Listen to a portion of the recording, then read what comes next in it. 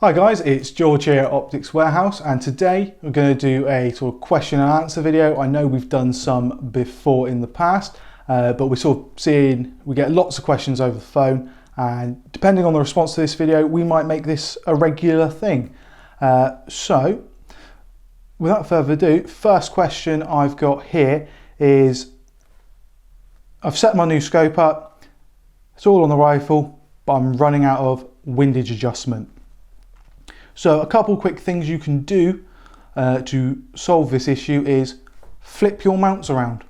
So if you've got the clamp on the right hand side, put the clamp on the left hand side. It doesn't sound like it will do a lot, but it can give you just that few extra clicks, or sometimes even more, so that you can get on target. Usually you notice this really sort of more close range, usually affecting air gunners more because they shoot at closer ranges. Failing that, alternate the mounts can also do it, or even swapping the rear one with the front one. Sort of any combination of that can give you the adjustment you need to get on target.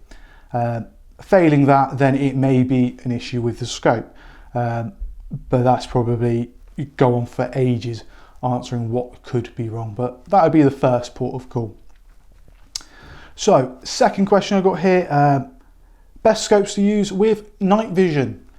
Get this a lot. Basically, high-end scopes don't really work as well with add-on night vision units as cheaper or more budget end scopes. As a rough guide, we say sort of around the £800 mark is the sort of maximum to work with a rear add-on. However, if you go for a front add-on, this kind of negates that issue, and they will work with any scope so long as you can get it fitted to the front and it lines up correctly. So as long as you get it lined up correctly, the front add-on should work with pretty much any scope. The reason high-end scopes don't work with night vision add-on units is it's the coatings in the lenses.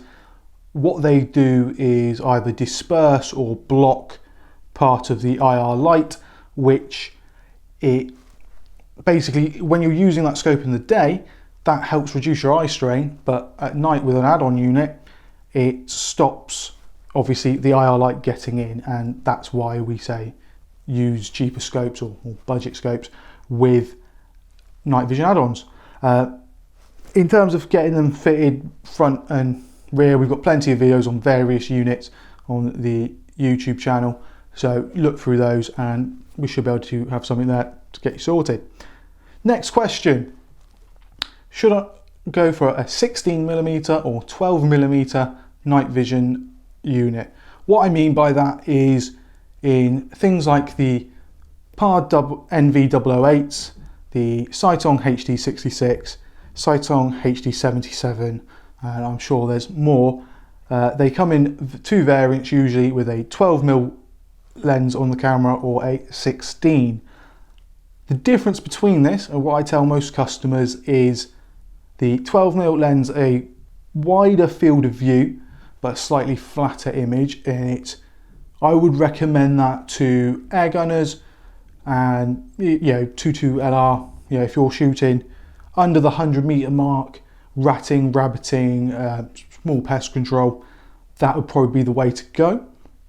The 16mm gives you a narrower field of view but a better depth perception, and so if you're going to be using it for foxing, shooting over that 100-meter mark, that's where you're going to start seeing the benefit of that. And then next question, large or small objective for your scope. This really is a personal preference. Again, large objective does let in more light, but it gives you a flatter image. A smaller objective gives you better depth perception, but obviously doesn't let in as much light. Depending on the magnification you're using, you may be able to negate that anyway, because what dictates what light gets to you is the exit pupil, and that is your objective lens divided by your magnification. So if you had a 50mm objective lens on 10 magnification, the exit pupil would be 5. So that's how much, a circle with a diameter of 5 is how much light is getting into your eye. So with that, it is purely a personal preference thing. What do you value more? Having a brighter image, letting in more light, or having a better depth of field? So it's entirely personal preference.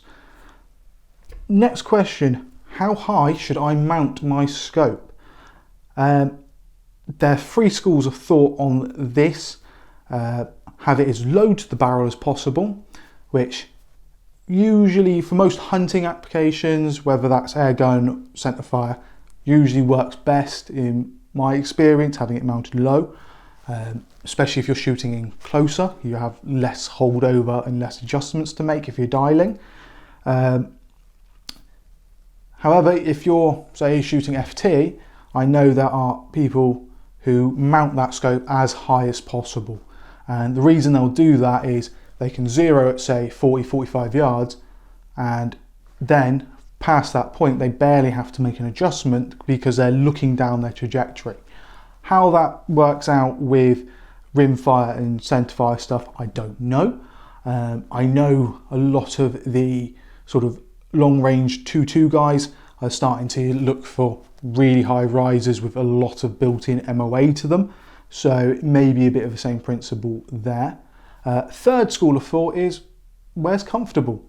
So for me, I tend to mount my scopes at a sort of medium to high because I shoot with a fairly upright head position, and I want, when I bring my rifle into the shoulder, I want my eye to just naturally line up and be one of those things that I don't have to think about when I'm shooting. So those are sort of your options for scope height, and it's sort of up to you to pick what you think would be best. And our last question of the day is side focus scope or an adjustable objective scope. Functionally, they do the same thing. They allow you to focus the image of your scope for different distances. Side focus does allow, if you're right-handed and you're using your left hand as your free hand, it might be a bit easier. I've used, or I still use, adjustable objective scopes, and I don't find that it's any hardship. If you're using a really long high magnification scope, however, then yeah, I can understand you're not going to want to be reaching right the way round to try and adjust that. You want something side focus. So again, it's one of those things where it's personal preference, just like with most other things within shooting. Alright guys, well I hope you found that interesting and maybe informative. If you have any more questions, please comment down below. If we get enough, we will make another one of these. And don't be afraid, ask as wacky or as wild as you want. Alright, I've been George, see you next time.